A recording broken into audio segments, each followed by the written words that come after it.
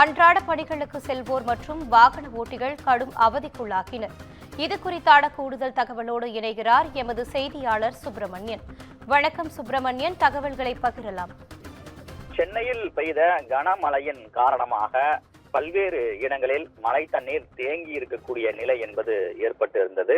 அதனை வெளியேற்றக்கூடிய பணியில் மாநகராட்சி ஊழியர்கள் தீவிரமாக ஈடுபட்டனர். குறிப்பாக கனமழையால் வடசென்னை பகுதி பெருமளவில் பாதிக்கப்பட்டிருக்கிறது என்று சொல்லலாம். குறிப்பாக திருவொற்றியூர் பேசின் சாலையில் மழைநீர் வடியாததால் வாகன ஓட்டிகள் பொதுமக்கள் மிகுந்த அவதிக்குள்ளாகி இருக்கிறார்கள்.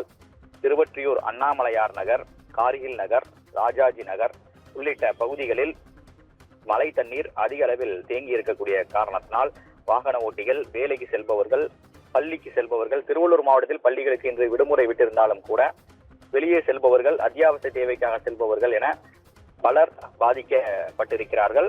வீடுகளை மழை தண்ணீர் சூழ்ந்திருக்கக்கூடிய காரணத்தினால் வீட்டிலிருந்து பொதுமக்கள் வெளியே வரக்கூடிய நிலை என்பது ஏற்பட்டிருக்கிறது. அதனை அப்புறப்படுத்த வேண்டும் என்ற கோரிக்கை என்பது எழுந்திருக்கிறது.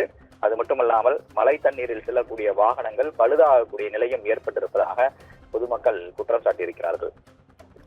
தகவல்களுக்கு நன்றி சுப்பிரமணியன்.